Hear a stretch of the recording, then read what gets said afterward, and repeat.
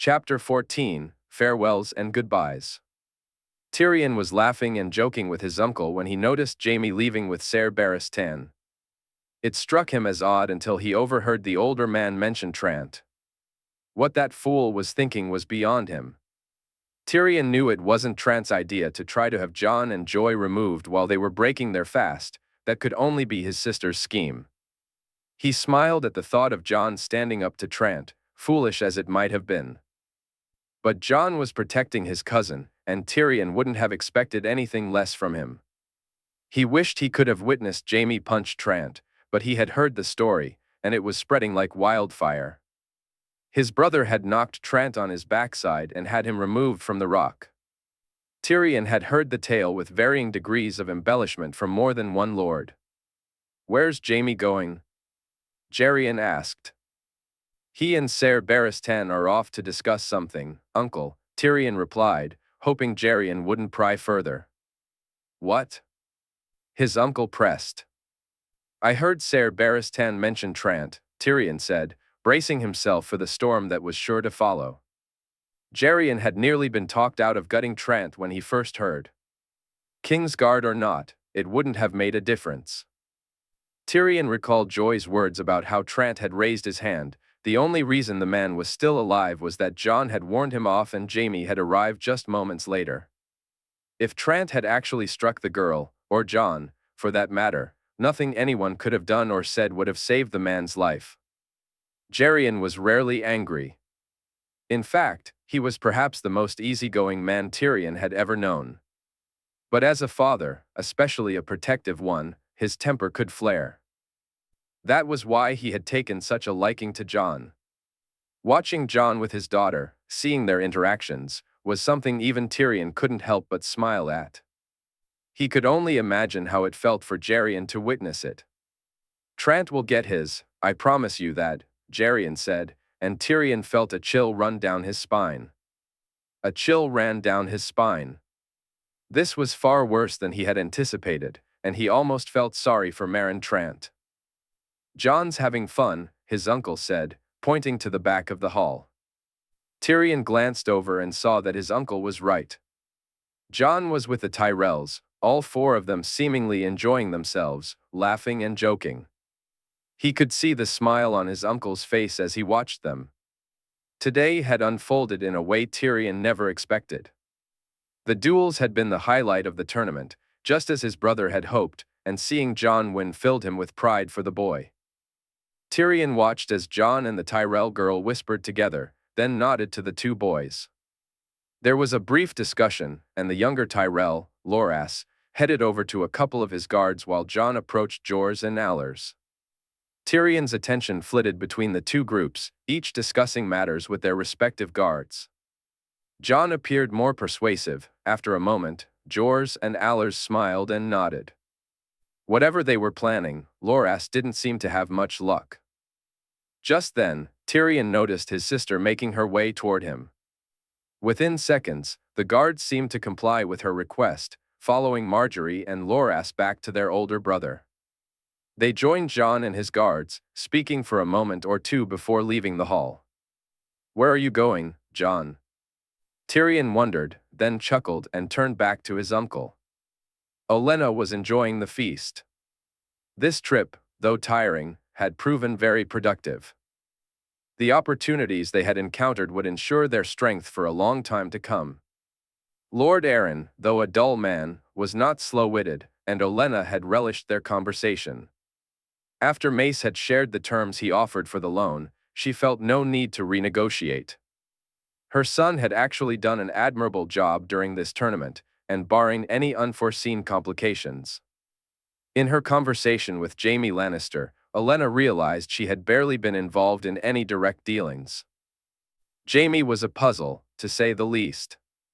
They had negotiated a favorable deal with him, one that offered the Lannisters better terms than the old agreements with Tywin. With the boost in trade, the arrangement would ultimately benefit them, allowing them to make significantly more coin. Yet, it was the private conversation she had shared with him that troubled her. She examined the situation from every angle. His sister occupied the throne, and his nephew was set to follow Robert as king, ideally married to her granddaughter, if Olenna had her way. Still, Jaime had hinted at a lack of full support for the crown, even going so far as to withdraw their financial backing. Why? What was his game? What was he up to? These questions had plagued her since their discussion. "Are you all right, mother?" her son asked, breaking her train of thought. "What?" "Oh, yes, I'm fine," she replied, noticing the worry etched on his face. Normally, she would have scolded him or hit him with one of her famous barbs, but he had performed well, and she felt no need to undermine him. Besides, she had bigger issues to contend with. Turning her gaze to the hall, she tried to distract herself from thoughts of Jaime Lannister. The Tully heir was a bit of a floppy fish, she mused, watching the red-headed man hold court with some of the other fools from the Riverlands. But then she caught sight of how the Blackfish was eyeing his nephew from his seat at the table with the Vale Lords. Now there was a real man, she thought with a smirk. The Vale Lords, as always, were the epitome of arrogance and entitlement. They wouldn't mix business with participating in a tourney, she recalled Jon Royce saying to a traitor who had attempted to organize a deal with them. Olenna had even cheered for Jaime Lannister's bastard squire when he fought Royce's son, relishing the thought of a bastard defeating a man of such lofty birth. Olenna watched with keen interest, her thoughts swirling as she noticed the Royce lad wave at her granddaughter. Initially, she hoped the boy would be beaten senseless, but as she observed the match, her perspective shifted. The older boy had stood no chance against Loras, who dispatched him with surprising ease. A part of her felt a flicker of satisfaction. Loras had taken the boy down while no one else had even come close. From the moment she arrived at the feast, she had searched the hall for that bastard, relieved to find he wasn't sitting with her grandchildren this time. She suspected it was Kevan Lannister's doing. Her gaze drifted toward their table, but they were nowhere to be found. Concerned, she quickly scanned the hall again and still didn't see them. Turning to her son, she asked, "Mace, where are Marjorie and the boys?" "What's that, mother?" Mace replied, momentarily distracted from his conversation with Jon Arryn. "Marjorie and the boys, Mace. Do pay attention." "What about them?" he asked, bewildered. Gods, her son could be insufferable at times. "Where are they, Mace?" she pressed, her agitation clear in her voice. "Well, they're over at the table," he started, only to realize they weren't there. Without wasting another moment, she sent someone left, or was it right? Finding one of their guards became her top priority. This wasn't like Marjorie, she wouldn't leave without saying a word. Her granddaughter was far too considerate for that. Meanwhile, Bryn Den, known as the Blackfish, sat nearby, shaking his head at his nephew's foolishness. The boy's words filled him with dread, and he feared the day he would be making decisions as the Lord of Riverrun. Given how he behaved now, the boy would need a good kick up the backside before he ever amounted to anything. "Damn you, Hoster. If you weren't such an old fool, I'd be teaching the boy a thing or two," he thought, as his nephew made yet another absurd statement. The lad hadn't participated in the melee, had been easily defeated in the joust, and yet here he was, speaking as if he had won the whole tournament. What frustrated Bryn Den the most was hearing the disdain for the young man who had triumphed in the duels. While he held no affection for Ned Stark's bastard and considered him a blemish on his family's name, the boy had demonstrated remarkable skill and talent that day, and he deserved recognition for it. It wasn't just his nephew and the other Riverland lords, whom he had started referring to as Edmure's useless heirs, who were disparaging the lad. Some of the lords of the Vale were also struggling to accept that Jon's boy had been defeated by a bastard. Bryn Den shook his head. The circumstances of one's birth might dictate many aspects of life, but combat skill was not one of them. How did that bastard even make it into the duels?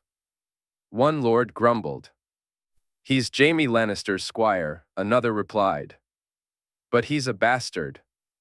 Bryn Den had heard enough of the lamenting lords of the Vale. He stood up from his seat and moved to sit beside his friend, Jon Royce, perhaps the only man in the Vale he truly respected. As he walked past the table where Jon's two sons were seated, he caught more of the same complaints. How did you lose to a bastard like Rebar? Seriously, a bastard. Harold Hardying said smugly. At least I made it to the damn final, Harry, you arse, Rebar shot back. Only to be beaten in the blink of an eye. How's your hand, by the way? Waymar asked with a smirk. It's fine, Rebar grumbled. The Blackfish smiled as he walked past them. The boy's wrist was badly bruised, he was lucky it hadn't been broken. When the bastard had brought his sword down, he had used the flat side instead of the edge. If he hadn't, Rebar wouldn't be sparring again for weeks. As it stood, he would be out for at least a night. Brynden finally reached Jon, who was holding court with Lord Redfort and others. Corbray listened intently as Jon spoke about the tourney. With a smile, Jon moved a seat away from the table, inviting Brynden to join them. Brynden. I was just telling Horton and Lionel about our fight and how you managed to best me, Jon said, a broad smile on his face. I got lucky, old friend, that's all, Brynden replied, prompting laughter all around. The four men continued their conversation, discussing the melee and how fortunate they were to have avoided Thuris's flaming sword. They marveled at the fact that the joust had been won by a northerner of all people. Eventually, the topic shifted to the squires' duels. Rebar was unfortunate in that final match, Jon. That bastard tricked him, Horton Redfort remarked. Aye, we all know they're tricksters, Lionel added. The lad was simply better than Rebar. It's that simple, my lords. There's no shame in being beaten by the better man, Jon stated, and Brynden smirked. But he's a bastard, Jon, Horton Redfort replied, shaking his head. A lord's bastard. He's Ned Stark's natural son, Jon corrected himself, then quickly realized his error. Oh, I'm so sorry, Brynden. I didn't mean. It's fine, old friend. You speak the truth. I have no love for the boy, he's a shame on our sweet cat. But his talent is beyond question, and he won fair and square, the Blackfish said, nodding in agreement, much to the amazement of the other two men. Meanwhile, Jaime and Barristan walked to the back of the garden, where a small, secluded area awaited them. It wasn't overlooked, and what they needed to discuss could very well cost his king his life. Jaime knew he could no longer take any chances. But the cat was out of the bag, and plans would need to be made. First, Jaime knew there were some things Barristan would need to understand, and then they would have to decide how he would fit into their plans moving forward. So, what do you intend to do? Barristan asked. Crown my king, Jaime replied. But how? Barristan stumbled, trying to articulate the question swirling in his mind. One at a time, Barristan, Jaime replied, shaking his head. Barristan chuckled at his own confusion. Can you prove he's Rhaegar's son? Trueborn son, Barristan. What? How? They were married on the Isle of Faces and at a sept in Harrenhal. But Elia? Rhaegar and Elia had their marriage annulled. She wanted to go home to Dorne. What about the children? Aegon remained the heir, and Jaehaerys was second in line. Jaehaerys, Barristan said, smiling. Aye, Jaehaerys Targaryen, the third of his name. Stark had all the documents, along with some other items I'll show you later. Stark? What's his role in your plan? Barristan asked. Stark has no role in my plan, Jaime said, irritation creeping into his voice. He was relieved that Barristan didn't seem inclined to press further. So, what exactly is your plan? A war? Do you see any other way for the stag to give up the throne? Jaime's agitation was palpable. I don't want a war, Barristan, but if it's the only way to put the king on the throne, then so be it. Jaime watched as Barristan stood in silence, contemplating the gravity of what he'd agreed to. For Barristan, it was simple: crown Jon by any means necessary. But would it be the same for Jaime's former brother? So be it, Barristan finally said. If it comes to war, then I'll stand with you and the king. I swear it. Jaime let out a sigh of relief. So, what do we do now? Barristan asked. We wait, Barristan. Until the time is right, we wait and prepare. For now, you stay where you are. If you learn anything we need to know, you can pass it on to me. I'll arrange a secure way for us to communicate and let you know. You want me to be a spy? Barristan exclaimed, taken aback. No, Barristan, Jaime clarified. But if you learn of any threat to the king or his throne, I'd expect you to act. His king's guard will help eliminate those threats, Jaime replied, as Barristan nodded in agreement. The king doesn't know yet, Barristan. It's not the right time for him to find out. For now, it's just you and me, he added. Very well, Jaime. When do you plan on telling him? We're not prepared enough yet. Once I know I can protect him if the truth is revealed, I'll tell him. Until then, I'll focus on strengthening the West. Once he knows the truth, he'll decide how we proceed. What will you tell him about his grandfather? Barristan asked. Jaime shook his head. It was time. If they were in this together, then he needed to share the truth with Barristan. I'll tell him his grandfather was a madman obsessed with burning people alive. When my father's forces reached the gates of King's Landing, he ordered me to bring him his head, Jaime said quietly. So that's why you stabbed your king in the back, to save your father, Barristan said, anger clear in his voice. No, I stabbed him because he ordered Rossart to light the wildfire caches. What? You know what he was like, Barristan.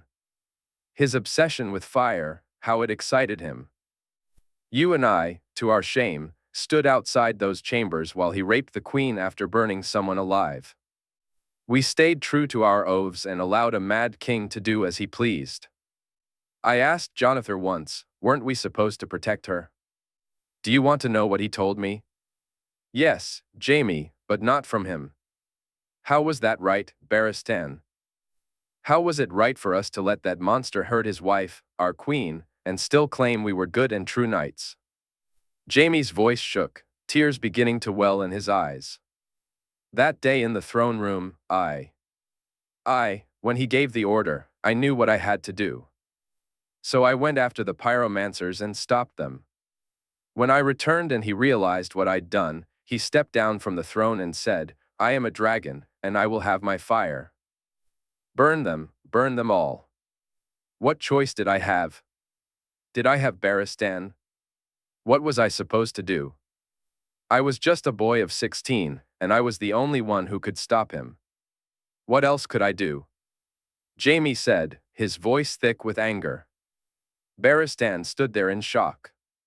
All these years, he had believed Jaime Lannister to be the blackest of knights, a man without honor, a false brother of the King's Guard. Yet now, it turned out that Jaime was the truest of them all. He had found the prince's son, the heir to the throne, and had begun the process of reclaiming his birthright. More importantly, by slaying Aerys, Jaime had saved thousands, hundreds of thousands. He had protected the weak, protected the innocent. And Barristan, like everyone else, had judged him an oath-breaker for it. You did the right thing, Jaime. You are a true knight, Barristan said, placing a reassuring hand on Jaime's shoulder. I failed as a knight. I failed Elia and the children. I should have gone to them, protected them. But I thought they were safe. I never could have imagined what my father would do. What kind of man does that? Jaime's eyes met Barristan's, pleading for understanding. Jaime, you're not your father. You're a better man, and that's all you can be. If you had gone to Elia and the children first, the city would have burned. You, they, and thousands of innocents would have died with them. But you stopped that. You saved those people. You don't understand. I failed him, Barristan. I failed Rhaegar. He told me to protect his children, and I failed, Jaime said, tears streaming down his face. You didn't fail, Jaehaerys. Out of all of us, you're the only one who didn't fail Rhaegar. Thanks to you, we still have a chance, Jaime. You have no idea how grateful I am for that, Barristan replied, looking earnestly at him. The two men stood in silence for a few moments, Jaime slowly regaining some of his composure. It felt as if a heavy weight had been lifted from his chest, a weight he thought he would carry forever. After 7 years of carrying this burden, Jaime nodded at Barristan, and the two men made their way out of the garden.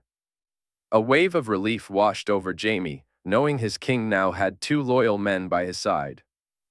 The weight on his shoulders felt lighter, especially knowing that Barristan would protect Jon if anything happened to him.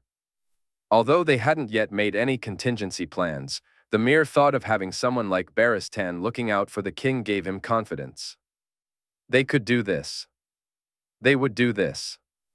Meanwhile, the town's feast was a much more enjoyable affair. Garland and Loras were having a great time, and Margaery hadn't stopped smiling since they arrived. They stood by a large table overflowing with food and drink, their guards at ease, with no formalities to adhere to. Here, it didn't matter if you were a lord's child or a bastard squire, everyone was simply having fun. Earlier, Margaery had asked, Jon, is that other feast still going on? It'll probably last long after this one ends. We should go, she said with a teasing smirk. What? We can't. What would father say? Loras replied nervously. Forget father. What would grandmother say? Garland quickly chimed in. We'll be back before they even notice. Come on, Loras, where's your sense of adventure? Margaery teased. I don't know if we should, Margaery, Jon said, shaking his head. Please, Jon, this is so dull, she pleaded, her eyes wide with excitement. He realized he didn't stand a chance. Just as joy had been able to sway him, it seemed Margaery had the same talent. She sent Loras to fetch their escort, and he returned with Jors and Allers, who were easily convinced. Loras, however, hadn't been as fortunate, and Jon watched as Margaery accomplished what he couldn't. Coming to this feast had been a great idea. Compared to the other one, this gathering was so much more lively. As they stood together, he poured Margaery another drink. Jon watched as Margaery took a cup filled with sweetened berry juice, her face lighting up with a huge smile. Suddenly, chairs were moved and tables were pushed aside to clear a large space in the middle of the feast. Confused, Jon turned to Margaery, who was grinning even wider. Oh lovely, dancing, she exclaimed. Jon gulped. He had never really danced before, it wasn't something someone of his station was supposed to partake in. He remembered Lady Catelyn saying as much when his brother had asked why he wasn't involved in the lessons.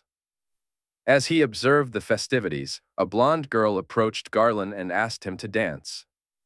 Jon turned, hoping to see Margaery invite Loras, but to his dismay, Loras was off talking to some boys at a different table. Margaery looked at Jon expectantly.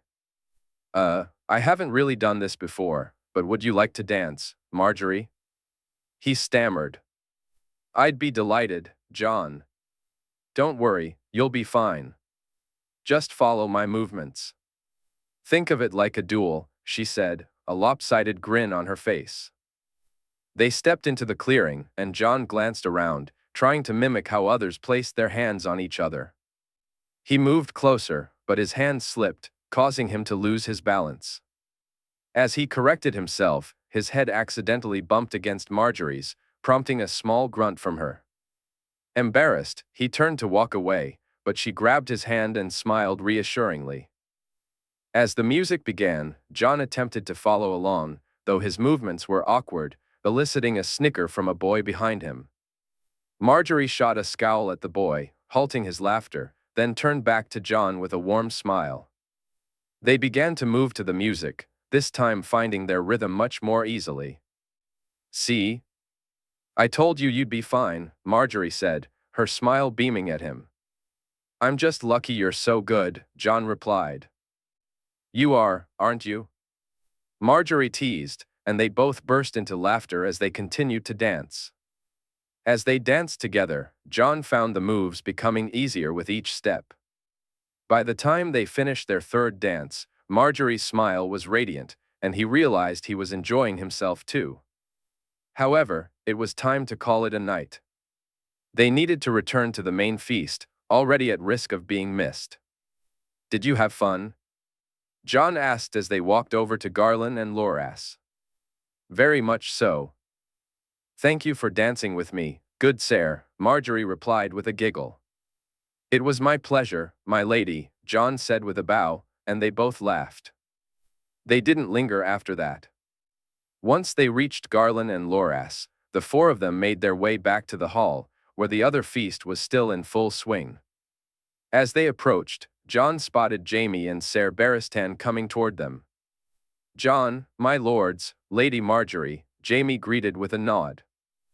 "Lord Jaime, Ser Barristan," Garland and Loras responded quickly, their eyes filled with admiration for the two legendary swordsmen. "Lord Jaime, it's been a wonderful tourney. You must be so proud of it, and of your squire for winning the duels," Marjorie said, causing Jon to blush a little. "I am indeed, Lady Marjorie, and Jon has always made me proud," Jaime said, looking directly at him. "Ser Barristan, it's a pleasure to meet you. I'm sure my brothers would be very interested in speaking with you," Marjorie continued, and both Loras and Garland eagerly agreed. "Of course, my lady. I'd love to speak with your brothers," Barristan said, motioning for them to walk alongside him. "Lady Marjorie, you don't mind if I steal young Jon here for a moment, do you?" Jaime asked with a smirk. "Of course not, my lord." "Jon, thank you for the dance," Marjorie replied. "It was a pleasure, my lady," Jon said, watching her raise an eyebrow before smiling, her attention shifting to the smirk on Jaime's face. As Marjorie walked away, Jon approached Jaime, who gestured toward the small garden he had just left. They both headed in that direction. Jaime smirked, breaking the silence first. "So, made some new friends, Jon?" he teased, a playful glint in his eye. "I'd bet she's much more formidable than her brother." Jon frowned at the jab. "Well, we stopped by the other feast." Marjorie wanted to go, Jon replied sheepishly. No worries, Jon. I'm just playing with you." "You're way too easy," Jaime said with a laugh. Jon shook his head and joined in the laughter as they continued into the garden. Jaime pointed to a small seating area, and they made their way over to sit down. After a few quiet moments, Jaime stood up and looked at Jon, making him feel a bit nervous. "I'm proud of you, Jon. What you did today was incredible," Jaime said, his smile radiating warmth. Overcome with emotion, Jon leaped from his seat and wrapped his arms around Jaime, hugging the man who had made it all possible. Without Jaime, he would still be at Winterfell, feeling like the shame of House Stark. Now, he felt welcomed and appreciated, and the weight of it all brought tears to his eyes.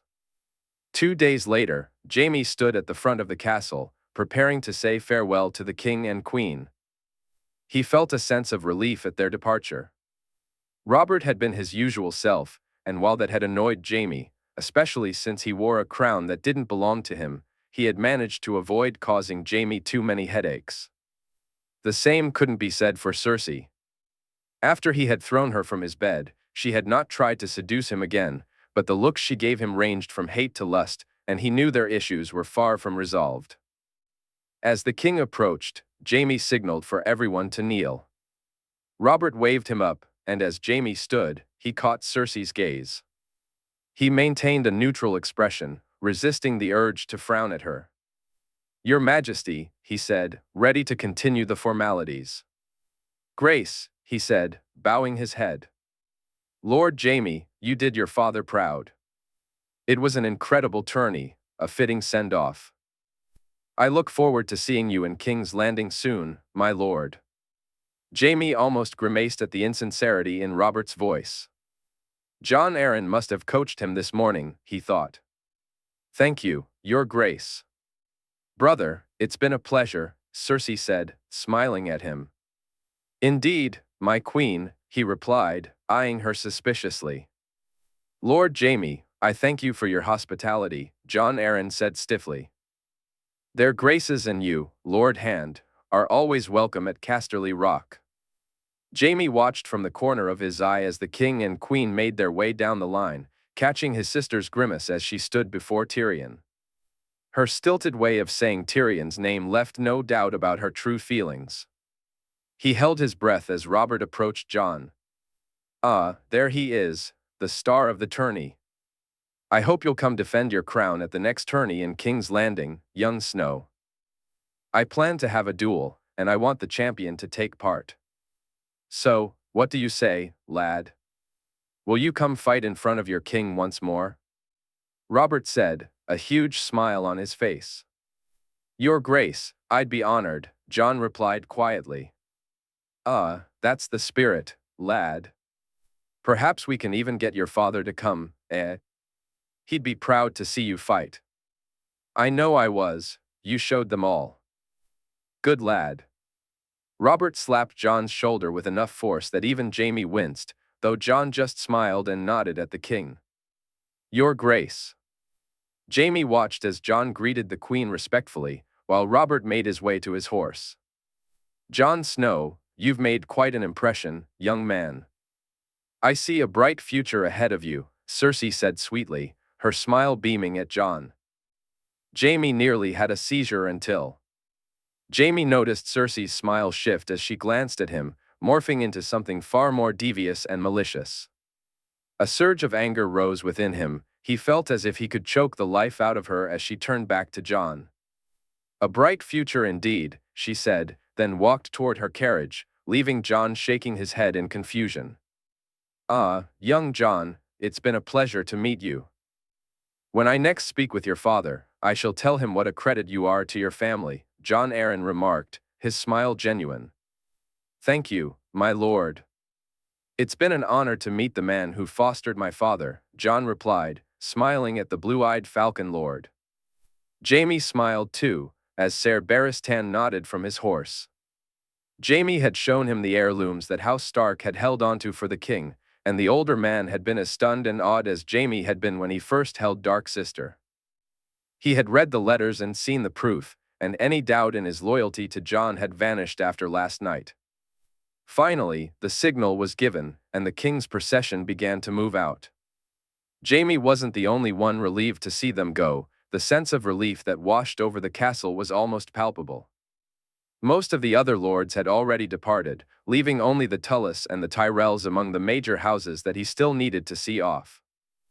Good, now this place can get back to normal, he said, just as Tyrion, Jaerion, and Jon approached him. Normal? When has this place ever been normal? Jaerion laughed. Meanwhile, Mace watched as Garland bested yet another boy in the temporary sparring area he had set up in their yard. It was a shame his older son hadn't been able to compete in the duels. He would have surely won. Still, Mace was incredibly proud of how well Loras had performed. It was unfortunate that Loras had drawn the bastard early in the tournament, preventing him from reaching the final. After all, he had given the boy his toughest match in the duels. Mace felt a sense of pride wash over him. He looked forward to returning home to Highgarden. While he loved tournaments, this one had been particularly taxing.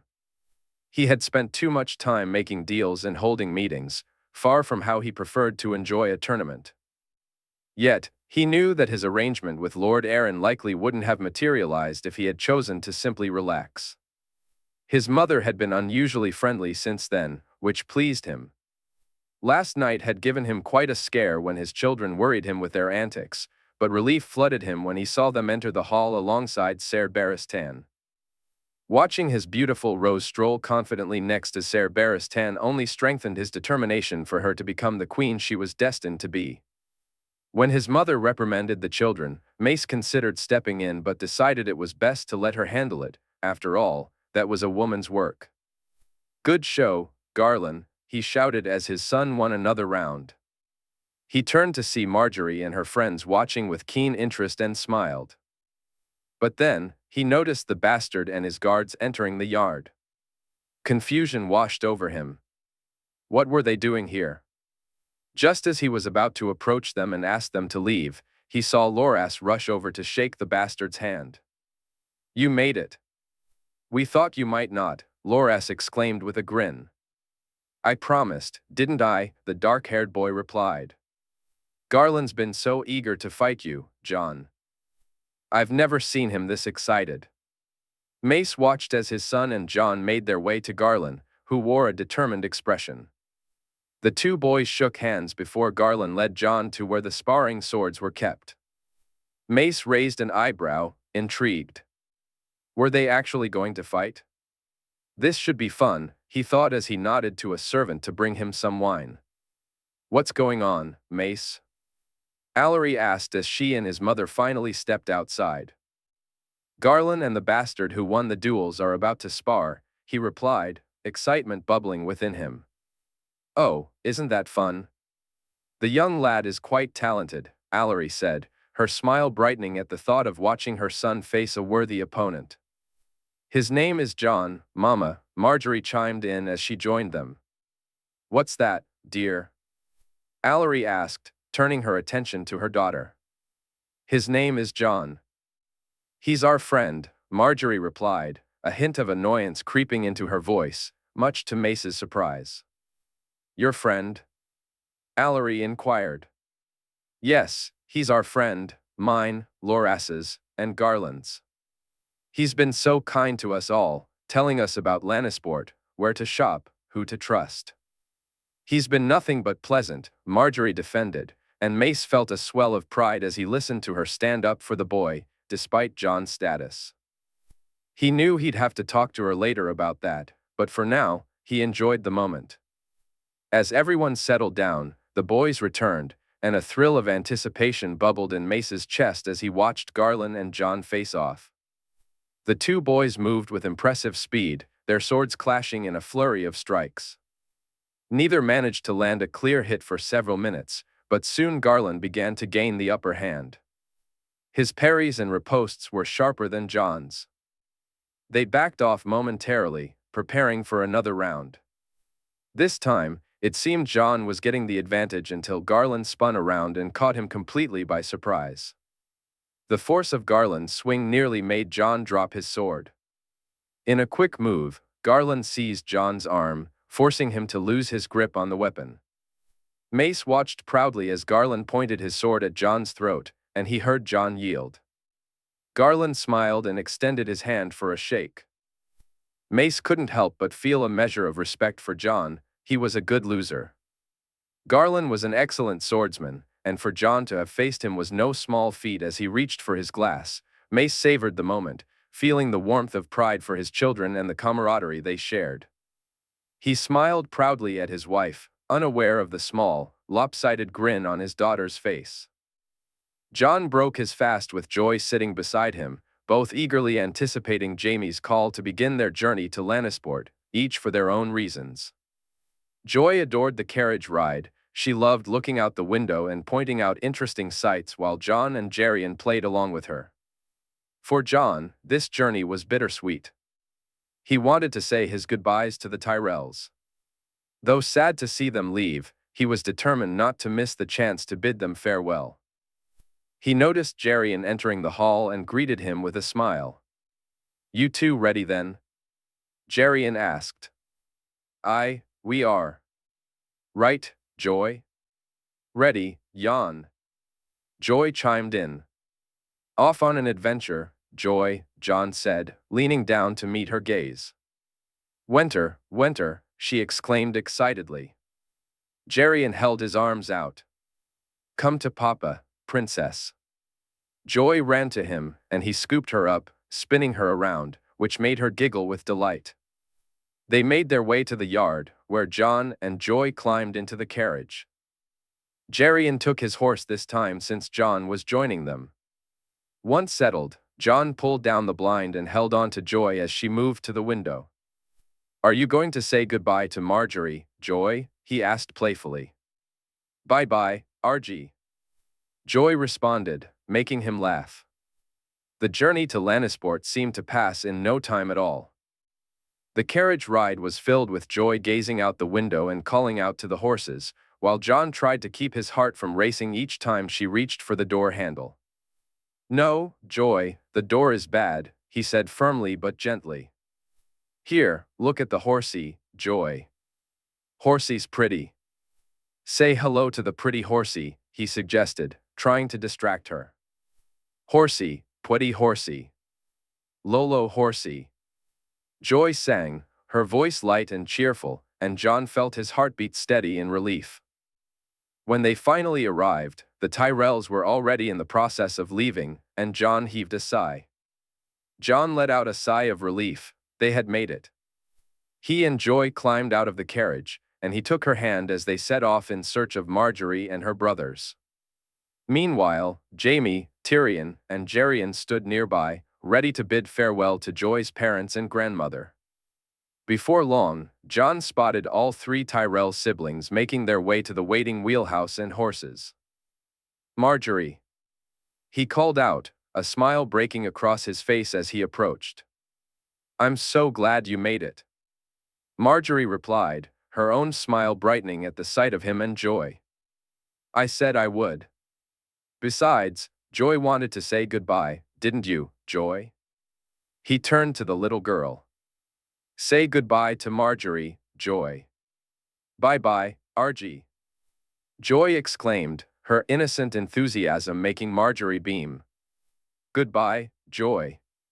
"I'll miss you," Marjorie said, bending down to give her a warm hug. "Miss you," Joy replied, causing everyone to laugh. Jon took a moment to say his farewells to Garland and Loras, who had become good friends over the course of the tourney. He hoped to see them again soon. Then he turned back to Marjorie. "I guess this is goodbye, then," he said, a hint of sadness in his voice. "For now, Jon. You must visit us at High Garden. I know both Garland and Loras would love to see you there, and so would I. No doubt we'll have another tourney in the future. Father loves his tourneys," Marjorie said with a smile.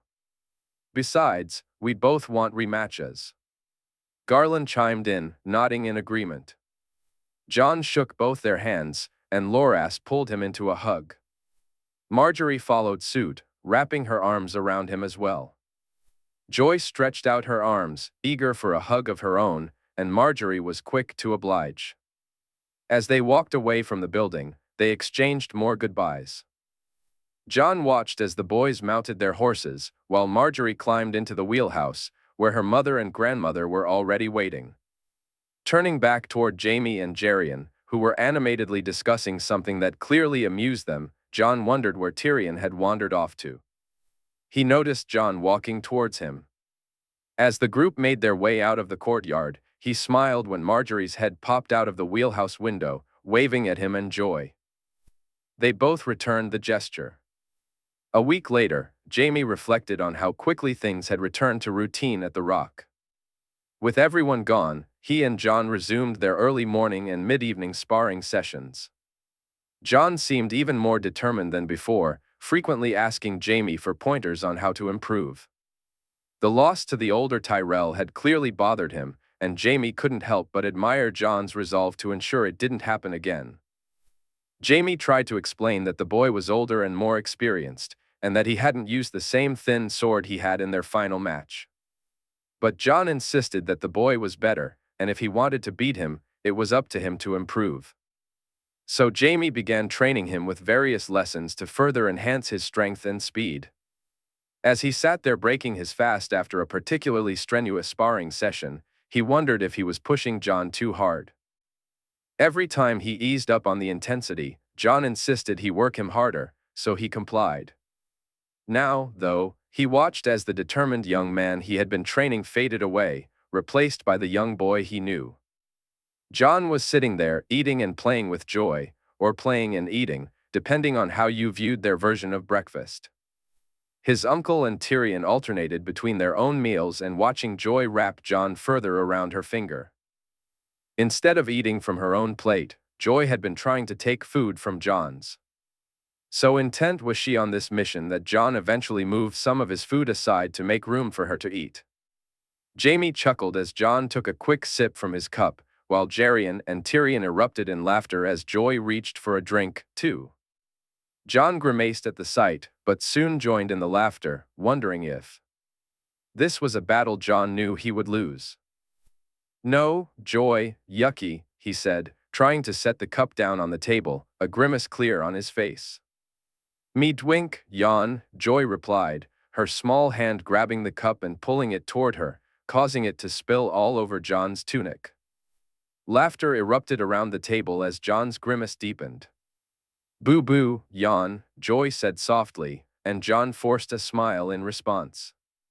Jairion quickly stood up and lifted Joy away from Jon, who was now covered in sweetened milk. Jairion shot an apologetic look at Jon, but Jon simply smiled and waved it off. "Say sorry to Jon, princess," his uncle prompted. "Sorry, Jon," Joy said. Jon didn't answer her. Instead, he just smiled and shook his head, feeling a bit unusual about it. As Jairion left the room to clean Joy up, Jaime glanced over to see Jon stand up shakily. He watched as Jon took a few tentative steps before collapsing onto the floor. Jaime jumped up from his seat and rushed to Jon's side, panic coursing through him. "Please, no. Oh gods, no," he thought as he reached the unconscious boy. "Somebody get a maester," he heard Tyrion shout as he turned Jon onto his back. The sight of blood leaking from Jon's nose nearly stopped his heart. He scooped Jon into his arms and ran from the room, hearing Jon moan painfully as he did. He knew he had to get to Crelin faster than the maester could reach them.